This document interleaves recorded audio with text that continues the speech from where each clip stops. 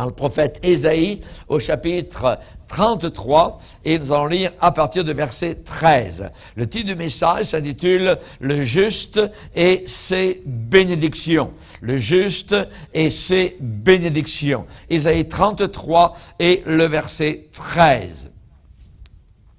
Vous qui êtes loin, écoutez ce que j'ai fait. Et c'est Dieu qui parle. Et vous qui êtes près, sachez quelle est ma puissance. Les pécheurs sont effrayés dans Sion, un tremblement saisit les impies. Qui de nous pourra rester auprès d'un feu dévorant? Qui de nous pourra rester auprès de flammes éternelles?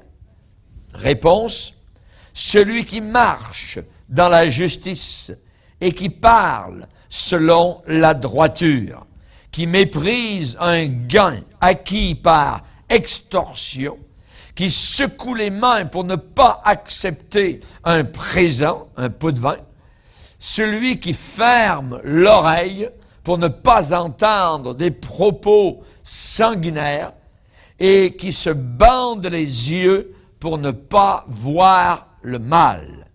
Celui-là habitera dans des lieux élevés. Des rochers fortifiés seront sa retraite. Du pain lui sera donné. De l'eau lui sera assurée. Tes yeux verront le roi dans sa magnificence. Ils contempleront le pays dans toute son étendue. Ton cœur se souviendra de la terreur. Où est le secrétaire? Où est le trésorier? Où est celui qui inspectait les tours? Tu ne verras plus le peuple audacieux, le peuple au langage obscur qu'on n'entend pas, à la langue barbare qu'on ne comprend pas. Regarde, Sion, la cité de nos fêtes. Tes yeux verront Jérusalem, séjour tranquille, tente qui ne sera plus transportée, dont les pieux ne seront jamais enlevés et dont les cordages ne seront point détachés. C'est là vraiment que l'Éternel est magnifique pour nous. Il nous tient lieu de fleuves, de vastes rivières, où ne pénètre point de navires à rames, et que ne traverse aucun grand vaisseau. Car l'Éternel est notre juge, l'Éternel est notre législateur, l'Éternel est notre roi, c'est lui qui nous sauve. Amen. Alléluia. Seigneur, nous te demandons de bénir ta puissante parole. Nous sommes arrivés, Seigneur, à un certain stade de nos vies, Seigneur, et nous savons que nous vivons une époque où nous avons besoin de bien connaître ta puissance, ta pensée, ta force, Seigneur. Et nous te prions de nous remplir tous et chacun du Saint-Esprit de gloire. Nous demandons que ton nom soit glorifié. Nous prions que ta paix descende sur nos cœurs. Dans le nom de Jésus, nous te le demandons. Amen. Et tout le peuple dit Amen. Gloire à Dieu. Pouvez vous asseoir, frères et sœurs. Alléluia. Le juste et ses bénédictions. Ici, nous venons de lire une prophétie. Une prophétie, peut-être, vous en avez compris la moitié ou le tiers. Peut-être vous avez compris un peu. L'arrière-plan de cette prophétie est très important. L'arrière-plan de cette prophétie qui a été donnée par Ésaïe, c'est l'invasion des Assyriens en Israël. L'invasion d'un homme appelé qui commandait les forces ennemies à Israël, Sanchérib. Et Ésaïe présente le pays comme étant désolé, la ville de Jérusalem assiégée, investie. Les ambassadeurs d'Israël reviennent dans leur pays avec des larmes amères. L'espoir de la nation est totalement écrasé. Pourquoi? Parce que l'Assyrien brise son alliance. Ils vont revenir. Ils vont revenir attaquer Israël. L'Assyrien va revenir assiéger de nouveau la capitale. Et soudain, malgré les mauvaises nouvelles, soudain une voix venant du ciel arrive sur cette scène. C'est le verset 10.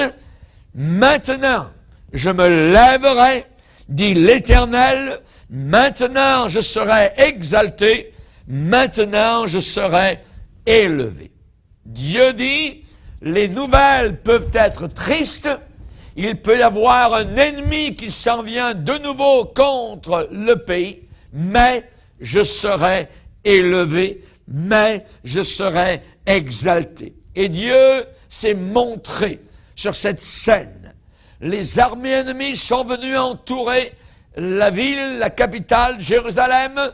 Le roi est à l'intérieur, le roi a peur, le roi se met en prière avec Ésaïe. Pourquoi? Parce que en bas, les Assyriens se moquent du roi, se moquent du Dieu d'Israël. Et ils en rient, ils en font un sujet de moquerie, comme aujourd'hui les gens autour de vous peuvent rire de votre Bible, rire de votre consécration, rire de votre amour que vous avez envers le Seigneur. Mais voilà que, à l'intérieur de la ville, un matin, on se lève, le siège est là depuis des jours et des semaines, les armées ennemies entourent Jérusalem. Et lorsque les premiers ce matin-là regardent par-dessus la muraille, ce ne sont que des corps morts.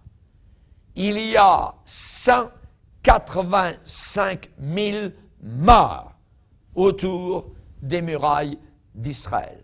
Toute l'armée ennemie, d'une façon surnaturelle, a été anéantie. Les moqueurs ont été vaincus. 185 000 morts. Imaginez, en une seule nuit, le Dieu d'Israël a montré sa puissance. Vous lirez cela dans Ésaïe 37, au verset 36. Le chiffre exact des morts est donné dans la Bible. 185 000. C'est pas 3 000, c'est pas 30 000, mais c'est plus de 100 000 morts. Exactement 185 000 morts, presque 200 000 morts. Ça veut dire quoi? Dieu est exalté. Et l'impression de ce puissant miracle est si effroyable, si terrible. La puissance de Dieu s'est montrée en montrant qu'on ne se moque pas de Dieu. La puissance de Dieu a été visible pour la délivrance de son peuple, que les gens sont épouvantés. Les gens sont effrayés. Et il est dit, nous l'avons lu tout à l'heure, verset 14, les pécheurs sont effrayés dans Sion. Les pécheurs sont effrayés dans Sion. Ça, on parle à l'intérieur du camp de Dieu. Et il commence à se demander qui de nous pourra rester auprès d'un feu dévorant, auprès de flammes éternelles. Dieu, à cette occasion-là, s'est montré comme étant un feu dévorant. Et vous savez que dans le Nouveau Testament, on nous dit cela. Notre Dieu aussi est un feu dévorant. Même si les ennemis viennent de périr, ceux qui restent vivants, qu'ils soient à l'intérieur du camp de Dieu ou même à l'extérieur, ils tremblent, ils ont peur à la pensée qu'un tel Dieu est au milieu d'eux pour accomplir des événements terribles. Et ils se ressentent un peu comme l'apôtre Pierre au pied de Jésus-Christ après la démonstration de sa puissance. Vous vous rappelez que Pierre dans la barque est venu se jeter au pied de Jésus et a dit « Seigneur, retire-toi de moi parce que je suis un homme pécheur. » Dieu vient de montrer sa puissance au travers de son Fils. La pêche miraculeuse, rappelez-vous, ils avaient travaillé toute la nuit et soudain Jésus leur donne un conseil, faites ceci. Ils le font et voilà que le bateau est plein. Et Pierre vient se jeter aux pieds de Jésus en disant, je suis un pécheur. Soudain, il a une connaissance qu'il est homme et que celui qui est en face de lui est Dieu en chair, le Fils de Dieu, et il a conscience de son péché. Vous vous rappelez quand Ananias et Saphira sont morts à l'intérieur de l'Église, dans le Nouveau Testament, il est dit qu'aucun des autres n'osait se joindre à eux. La présence de Dieu était tellement venue descendue au milieu d'eux que même les autres n'osaient pas venir jusque vers eux parce qu'ils sentaient qu'au milieu d'eux, Dieu était en train d'agir avec puissance. Vous savez, un homme qui regarde un grand feu dans une ville, un feu qui est en train de briser, de crépiter, des bâtiments sont en flammes, quelqu'un regarde ce grand feu, mais au travers de lunettes de soleil. Voyez, au travers de verres fumés. Évidemment, il ne voit pas véritablement les flammes, mais ce qu'il voit, il voit des piliers qui tombent, il voit des toits qui craquent, il entend des pans de murs qui sont en train de tomber. Il voit quoi? Il voit la puissance qui est à l'œuvre dans cette destruction. Mais à ses yeux, c'est invisible. Pourquoi? Parce que ces lunettes sont comme des lunettes de soleil.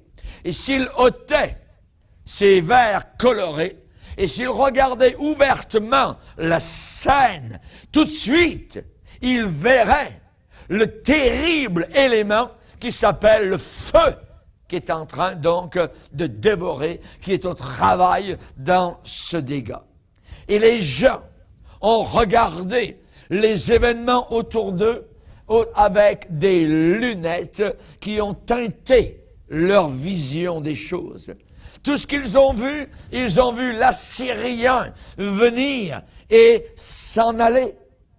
Ils ont vu l'action de Dieu, ils ont vu les simples faits de l'action du Seigneur. Mais soudain, Dieu est venu tellement proche de eux que les écailles sur leurs yeux sont tombées et leurs fameuses lunettes, ce moyen qui a tordu les choses visibles, leurs lunettes sont tombées et maintenant, ils commencent à voir véritablement la présence de Dieu comme étant un feu, des flammes. Ils reculent d'effroi devant sa puissance terrible et ils disent, qui de nous pourra rester? Qui de nous pourra demeurer auprès d'un feu dévorant, auprès de flammes éternelles? Un tremblement saisit les impies. Chers amis, les gens n'étaient pas du tout prêts à avoir une telle communion avec lui, une communion si sainte. Et Isaïe a répondu à leurs questions. Il leur a dit, oui, c'est possible de demeurer avec celui qui est un feu dévorant et de ne pas être effrayé et de ne pas avoir peur du projecteur puissant de sa présence. Si vous avez lu dans l'Apocalypse, lorsque certaines personnes seront là-haut dans la gloire, eh bien Jean les a vus et il a dit, je vis comme une mer de verre mêlée de feu.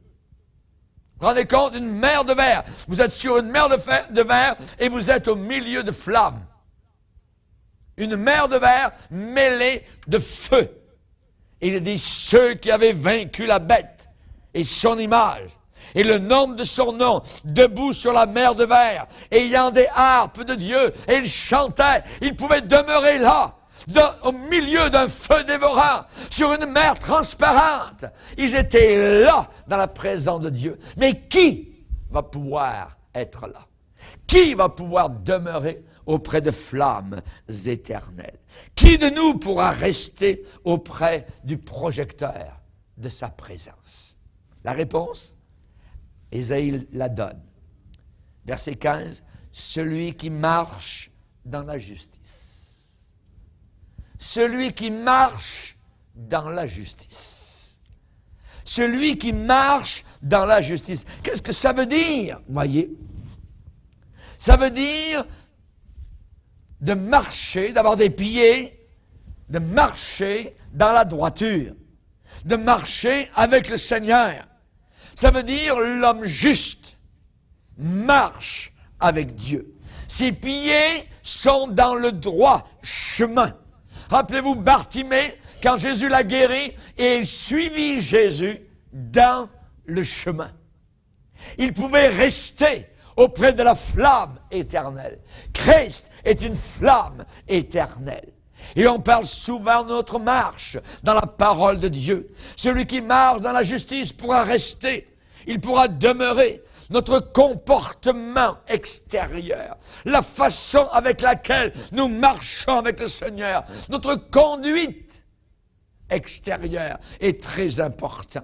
Et on pourrait remplir facilement toutes les pages d'un livre qui parlerait de la façon imagée du sentier du chrétien. On l'appelle un témoin, on l'appelle un soldat, on l'appelle un frère, on l'appelle un disciple, on l'appelle un saint. Voyez, évidemment, on doit marcher dans la justice. Rappelez-vous, Enoch a marché avec Dieu et il a gardé le pas avec son Père céleste. Et il jouissait d'une communion intime. Quel merveilleux compagnon! Le Seigneur qui marche avec nous, le Seigneur qui nous garde dans le chemin. Qui pourra rester auprès de flammes éternelles? Celui qui marche dans la justice.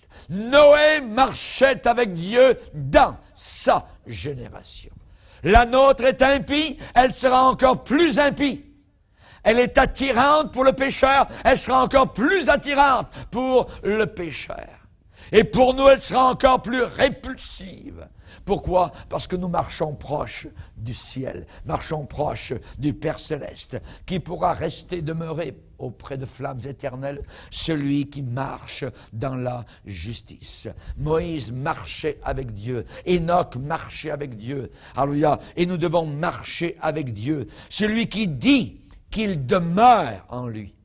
Celui qui dit, oh, je demeure en Jésus, j'aime Jésus. Alors la Bible dit, il doit marcher.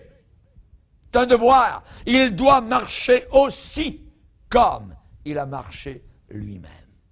Nous devons marcher comment? La Bible dit, nous devons marcher par la foi. Par la foi. Ce n'est pas par la vue. Ce n'est pas par les feelings, les sentiments.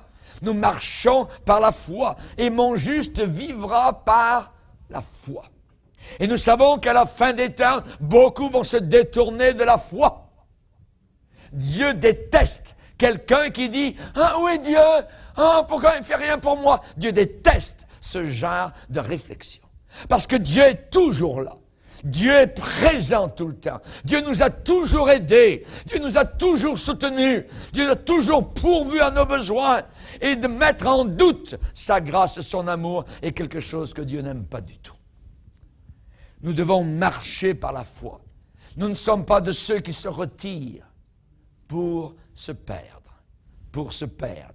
Quelqu'un qui se retire, il se perd. Nous devons marcher par la foi. Nous devons marcher, la Bible dit, dans l'amour.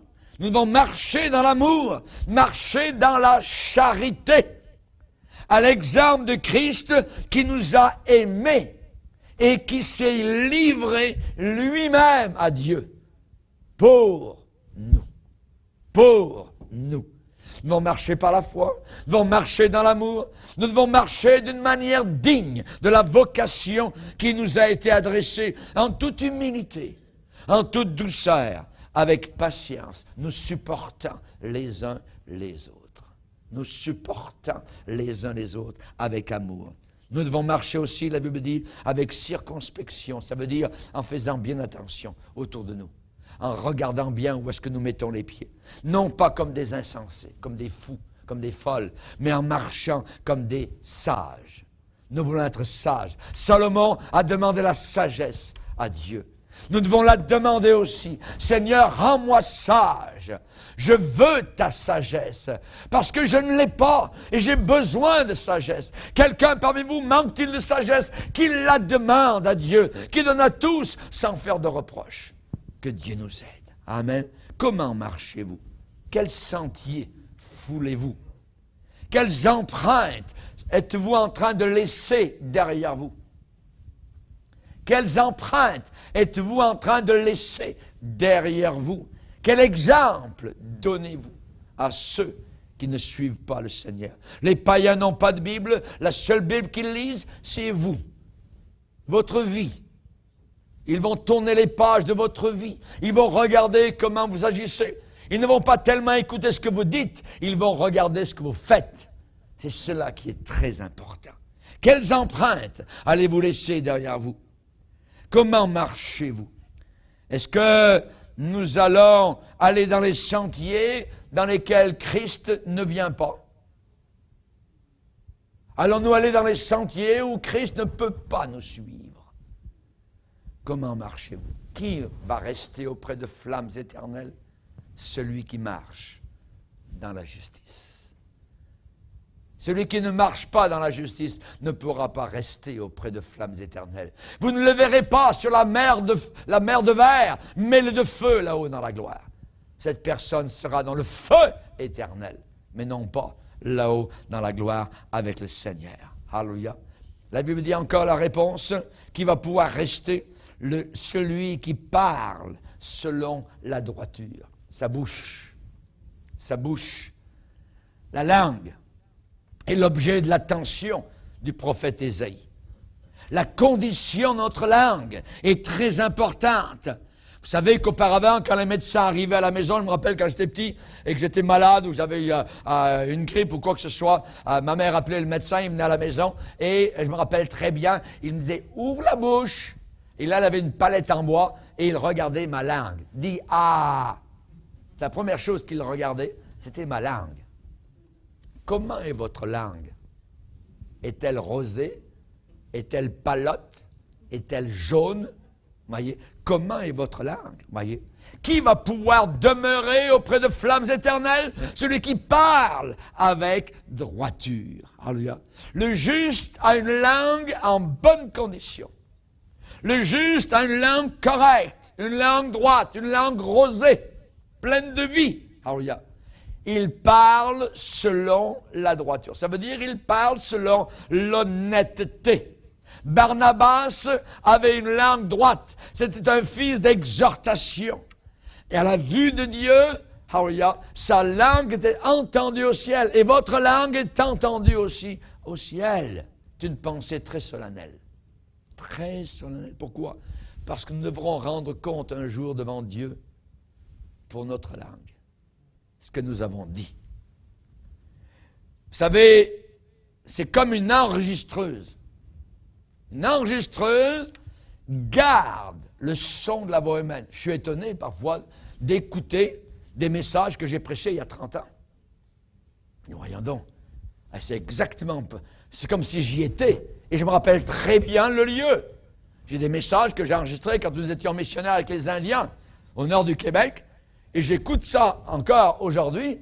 Mais voyons donc, c'est comme si le temps n'avait pas passé, c'est comme si c'était aujourd'hui.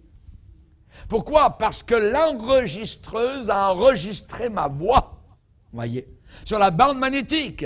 Et cette machine peut reproduire, évidemment, tous nos moindres mots, même après des années. Même chose pour Dieu.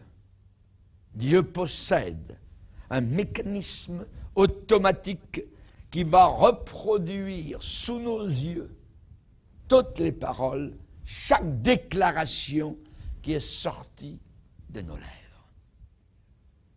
Un jour de jugement va arriver. La Bible dit, quand nous devrons rendre compte de toute parole vaine que nous aurons dite, nous allons pleurer.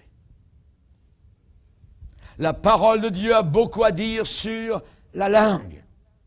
Pas seulement ce que nous pensons, pas seulement ce que nous ressentons. Ce que nous pensons et ressentons peut salir, mettre le feu à tout notre être. Mais la parole dite, la parole déclarée, qu'on ne peut plus reprendre, qui a été dite, la parole déclarée peut réagir sur nous exactement comme un poison corrosif et fatal. C'est la raison pour laquelle Jacques nous dit que tout homme soit lent à parler. rapide à écouter, lent à parler. Pourquoi lent à parler? Souvent on a déjà dit, tourne ta langue 7 fois avant de sortir une parole. C'est vrai. Ça veut dire, c'est plein de sagesse, ça veut dire réfléchis à ce que tu vas déclarer. Pour ne pas avoir ensuite à te repentir de ce que tu as dit sous un coup de colère. Amenons nos paroles au standard de Dieu. Est-ce que notre langue est pure, aimable, sage? Est-ce que notre langue est pleine de révérence? Est-ce que notre langue est pleine de vérité, d'honnêteté? Est-ce que notre langue a été touchée par le feu du Saint-Esprit à la Pentecôte? Est-ce que notre langue appartient à Dieu ou au diable? Est-ce qu'un jour il peut sortir la bénédiction et en même temps, par la même source, la malédiction? Jacques dit, ça ne peut pas se faire. Il ne faut pas qu'il en soit comme cela. La langue est un feu, c'est le monde de l'iniquité. C'est le monde de l'iniquité. Est-ce que notre langue est ointe de Dieu? Est-ce que notre langue est consacrée à son service, à sa louange? Louez le Seigneur.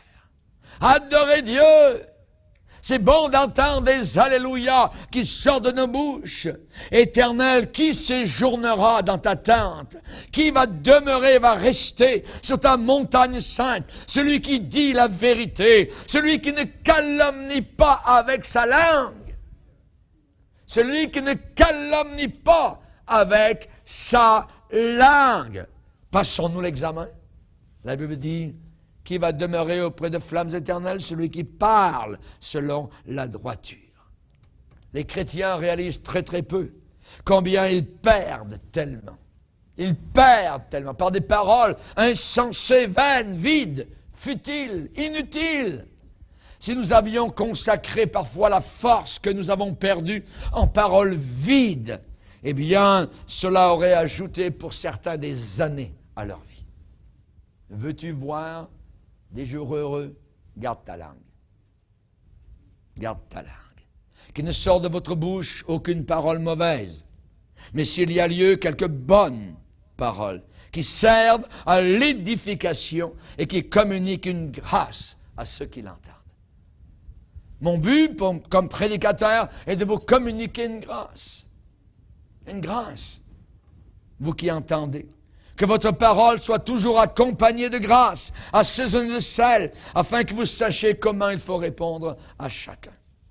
Ensuite, Ésaïe va déclarer qui va rester auprès de flammes éternelles, celui qui a les mains pures, les mains propres. Les mains pures, qu'est-ce que ça veut dire? Avoir les mains pures, avoir les mains propres. Exactement dans la Bible au verset 15, notre texte dans Ésaïe, celui qui méprise un gain acquis par extorsion. Celui qui secoue les mains pour ne pas accepter un présent. On ne parle pas ici des cadeaux de Noël, ni des cadeaux d'anniversaire. Mais ici, quand on parle de présents, les présents corrompent les personnes justes. On parle ici de pots de vin. On parle ici de se faire corrompre en donnant des cadeaux. Et vous avez entendu durant l'année passée tous les scandales au Canada avec ce genre de choses-là. Celui qui a les mains pures va pouvoir rester devant le Seigneur. Vous savez, le monde politique, le monde social, le monde des affaires en peste avec la corruption de toutes sortes. Et le vrai chrétien méprise de telle façon d'agir. Le vrai chrétien va refuser un gain malhonnête. La Bible dit, il va secouer les mains. Il va secouer les mains pour ne pas accepter. Ça veut dire pour refuser un cadeau. Et des cadeaux, ils s'en donnent dans le monde d'affaires, de politique, pour avoir spécialement certains privilèges. Et le vrai chrétien, lui, va éviter les méthodes populaires de spéculation téméraire, imprudente, de financement injuste dans les affaires. Le vrai chrétien va payer ses taxes, ses impôts, il va entendre le Seigneur qui dit « Rendez à César ce qui est à César, et rendez à Dieu ce qui est à Dieu. » On parle ici de dîmes, on parle ici d'offrandes. Le Seigneur va dire « Vous verrez si je n'ouvre pas pour vous les écluses des cieux. » C'est facile aujourd'hui dans le monde dans lequel nous sommes de se faire prendre. Se faire prendre d'un tourbillon d'aventures prometteuses, de spéculations commerciales brillantes, de promesses alléchantes, d'une fortune acquise rapidement. Aujourd'hui, on promet des profits énormes à partir d'investissements insignifiants. Très dangereux.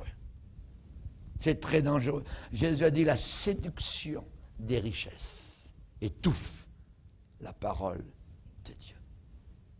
Devenir riche, vite, sans qu'on ait rien fait, sans qu'on n'ait pas travaillé pour cela. Et on parle évidemment aussi dans ce domaine-là de loterie, machine à sous, jeu de hasard. « Oh, si je gagne, je vais en donner la moitié à l'Église. » On l'a entendu au travers des années, ça. Ça ne veut rien dire, ça.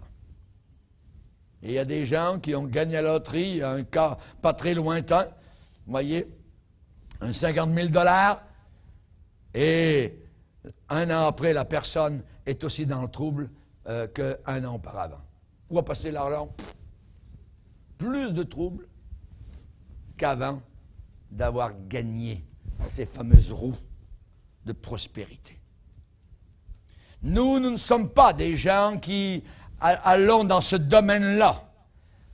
Nous gagnons notre argent honnêtement et nous voulons le dépenser honnêtement et investir surtout pour le Seigneur, parce que bientôt nous allons quitter cette terre. Et tout ce qui aura été fait, ce qui va rester sera ce qui aura été fait pour le Seigneur. C'est tout. Séduction des richesses. On ne parle pas des richesses, on parle de séduction des richesses. On ne parle pas de l'argent dans la Bible, on parle de l'amour de l'argent. C'est là qu'est le bobo. C'est bien différent. Chers amis, ce sont des tentations qui nous cernent de toutes parts.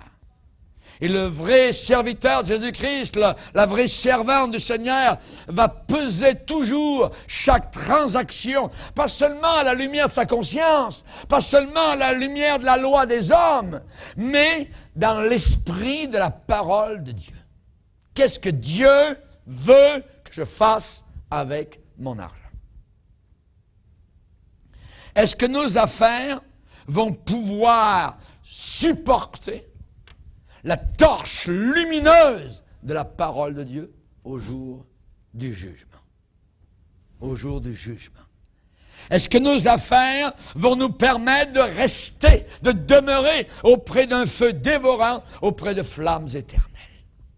Nos livres de comptes vont-ils pouvoir tenir debout devant l'inquisition de ce jour des comptes à rendre?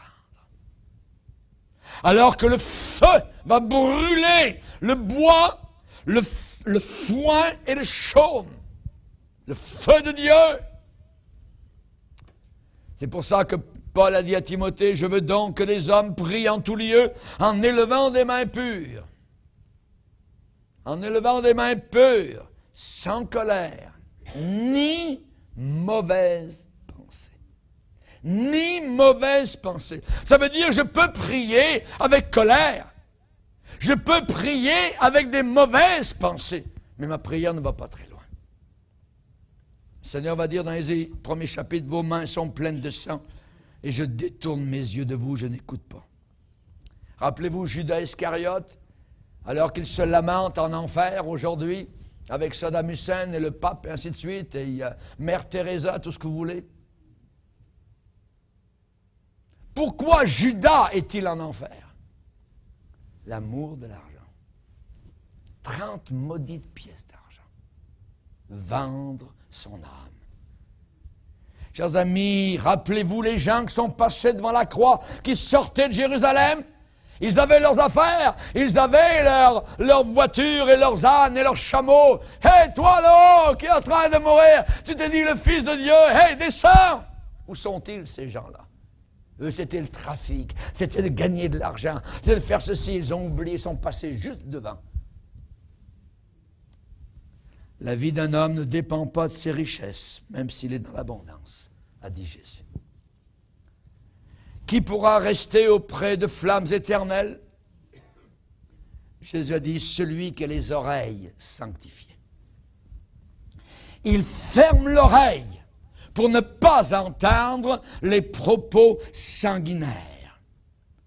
Ce n'est pas plus notre affaire d'écouter le mal que de le dire. Un homme juste, une femme juste va refuser d'écouter scandale, murmure, calomnie, mauvaise parole. Il ferme l'oreille. Et c'est tout à fait correct. Quand une histoire sale, malodorante vous est rapportée par un ami qui fait du commérage, c'est très correct de vouloir refuser d'écouter. À moins que la personne en question ne soit présente. Hop! Arrête! Tu peux parler, mais quand la personne va être ici. C'est bien différent. Qui va pouvoir rester auprès de flammes éternelles? Celui qui ferme les oreilles pour ne pas entendre les propos calomniateurs. Le mot calomniateur a pour racine diaboloi en grec. Le calomniateur principal, c'est Satan. C'est lui qui est derrière toute calomnie. Le mal, le tort qui a été accompli sur une réputation par des langues de scorpion. Le mal qui a été accompli sur ceux qui écoutent aussi toutes ces poubelles, toutes ces ordures. C'est une bénédiction d'avoir l'esprit libre, d'avoir la mémoire libre de tous ces courants salis par le péché. Quel manque de charité. Quel manque de charité. Rappelons-nous qu'à la fin des temps, le Seigneur a dit que les gens seront calomniateurs, leur langue enflammée par le feu de la Genèse, le feu de la géhenne. Qui est sourd comme mon messager que j'envoie, va dire le Seigneur. Et ensuite, qui va pouvoir demeurer? Celui qui a les yeux sanctifiés. La Bible dit ça d'une manière assez particulière. Celui qui se bande les yeux pour ne pas voir le mal. Qui se bande les yeux. Détourne mes yeux de la vue des choses vaines, a prié le psalmiste. Détourne mes yeux de la vue des choses vaines. C'est une requête de prière qui est très sage. Il y a beaucoup de choses devant lesquelles le chrétien doit être aveugle. Aveugle. Tout d'abord, il doit être aveugle à ses propres vertus. Le chrétien doit être aveugle à ses propres vertus. Qui est aveugle sinon mon serviteur que j'envoie? Il faut être aveugle pour ne pas se vanter. Ensuite, aveugle aux maux, aux difficultés que peut lui faire subir ses frères ou ses sœurs. Être aveugle aux difficultés, aux maux que ses frères et sœurs peuvent lui faire subir. On continue, comme sur le dos d'un canard. Celui qui se bande les yeux pour ne pas voir le mal. Et celui aussi qui est aveugle aux vanités et aux folies de ce monde. Les choses mauvaises qui inaptisent. Inaptiser, ça veut dire t'es pris. Combien de chrétiens, une seule fois sur Internet, ils sont pris par la pornographie? Une fois! Et c'est fait. Le piège s'est refermé. Combien de chrétiens, dis-je, sont pris par ce piège diabolique d'Internet? Si c'est votre âme qui est en jeu, alors soyez un ignorant jusqu'à votre mort. Et vous aurez la paix dans votre cœur et vous rentrerez dans la gloire avec le Seigneur. Qui pourra demeurer auprès de flammes éternelles? celui qui se bande les yeux pour ne pas voir le mal. Un simple regard, une première cigarette. Et le diable dit, c'est juste une cigarette, pas de problème.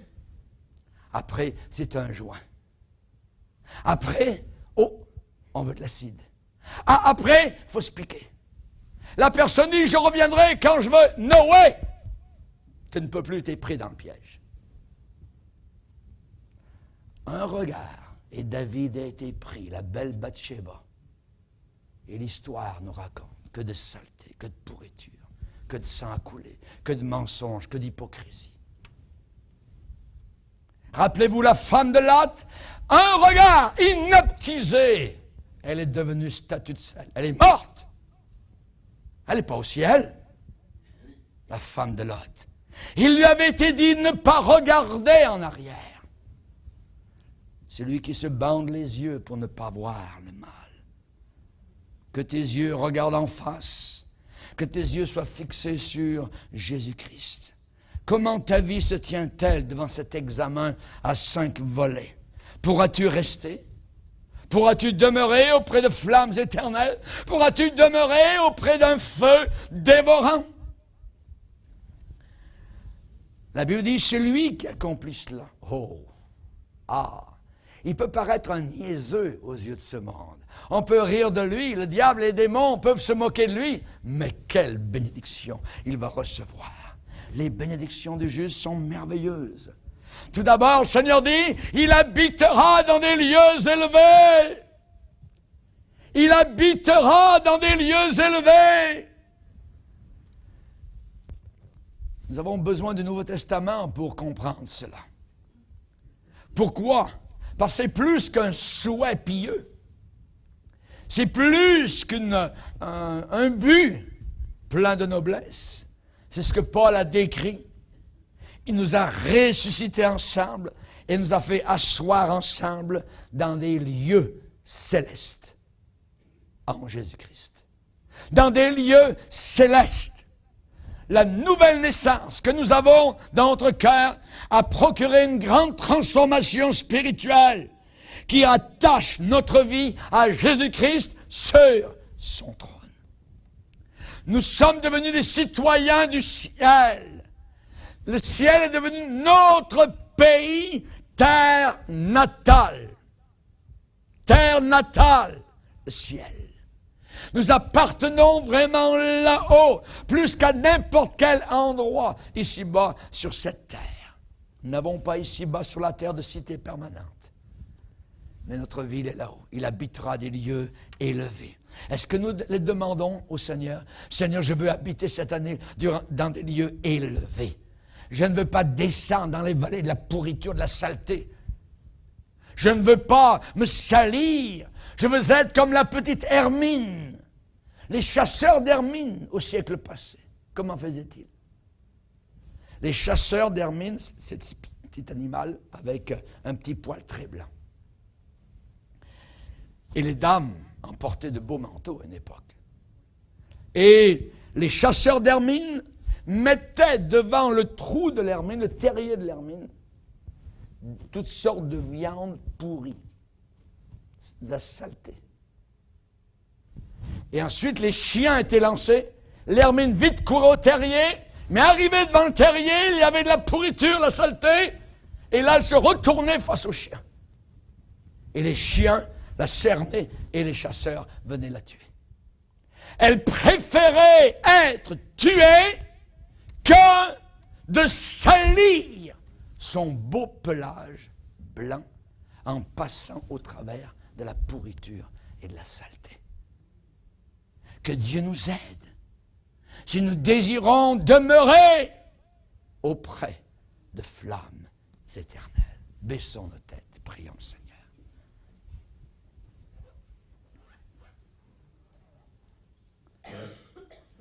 Seigneur, notre affection est là-haut. Seigneur, notre cœur est là-haut, notre amour est là-haut. Nous voulons encore nous considérer comme des étrangers et des voyageurs sur cette terre. Seigneur, nous savons, nos amis, nos frères et nos sœurs, qui sont déjà morts en Christ sont là-haut dans la gloire.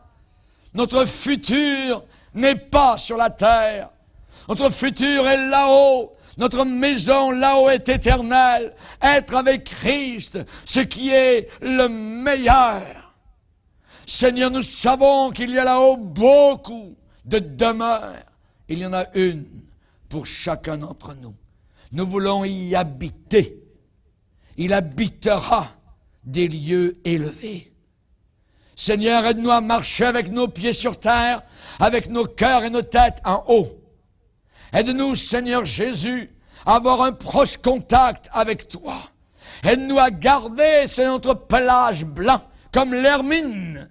Aide-nous à faire face aux démons de l'enfer, quitte à mourir s'il le faut, que de salir une âme, la nôtre, qui a été lavée dans le sang précieux de Jésus-Christ.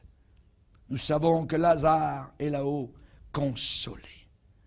Seigneur, nous te demandons de nous attacher aux choses du ciel et non pas à celles qui sont sur la terre. Seigneur, nous savons que tu es notre sécurité. Uniquement, Seigneur, toi pourras pourvoir à tous nos besoins. Du pain lui sera donné, de l'eau lui sera assurée. Nous te verrons, toi le roi, dans toute ta gloire.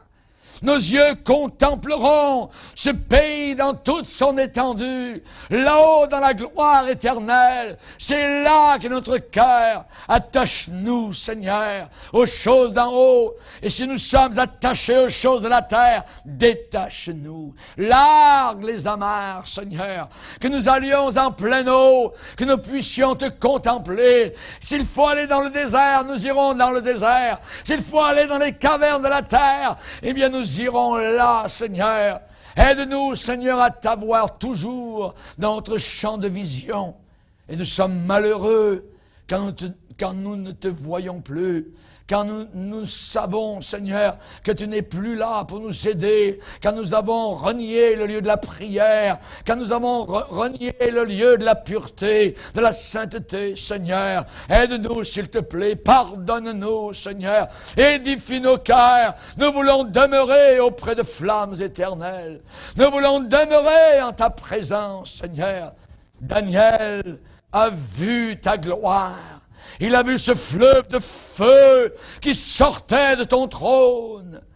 Seigneur, nous savons que lorsque Jean à Patmos t'a vu dans ta gloire, il a vu tes pieds embrasés comme de l'airain ardent. Tes pieds, Seigneur, sont du bronze en fusion. Tes yeux sont de flammes. Qui peut être assez fou pour croire qu'il peut cacher quoi que ce soit à son Dieu? Seigneur, nous te prions que nous puissions de nouveau te voir dans ta gloire, que nous puissions de nouveau avoir un cœur pur, que nous puissions de nouveau, Seigneur, nous réveiller devant l'éventualité d'un départ instantané de cette terre. Tu as pris un jour Ézéchiel par les cheveux et tu l'as transporté de l'Irak jusqu'en Israël, sur des milliers de kilomètres. Et un jour, Seigneur, tu vas nous prendre et tu vas nous transporter de la terre au ciel. Nous voulons être prêts, nous voulons être préparés. Seigneur, tes pieds ne sont pas mélangés avec de l'argile et du bronze, ils sont totalement de bronze. Seigneur, tu es parfait, tu vois tout, tu connais tout. Tu es le Tout-Puissant. 185 000 morts en une seule nuit. On ne se moque pas de Dieu. Seigneur, nous sommes effrayés de ta gloire. Ta puissance nous dépasse. Et nous voulons simplement nous cacher devant toi. Nous voulons nous cacher en Christ. Nous voulons venir en ta présence. Nous voulons de nouveau marcher avec toi d'une façon juste. Nous voulons de nouveau nous sanctifier. Nous voulons de nouveau nous bander les yeux pour ne pas voir le mal. Nous voulons de nouveau avoir une langue rose, pure, propre, qui va parler honnêtement, qui ne calomniera plus son prochain.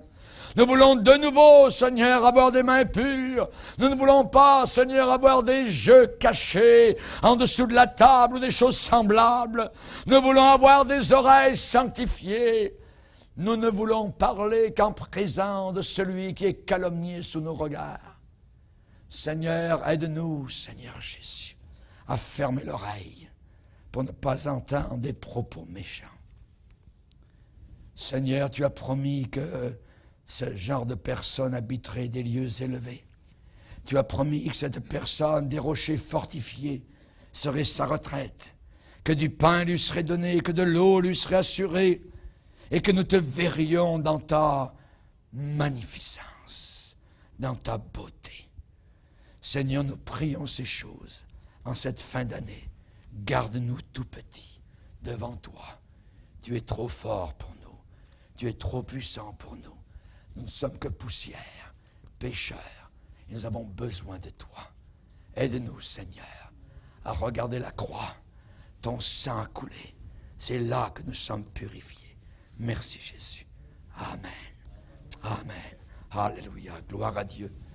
Chers amis,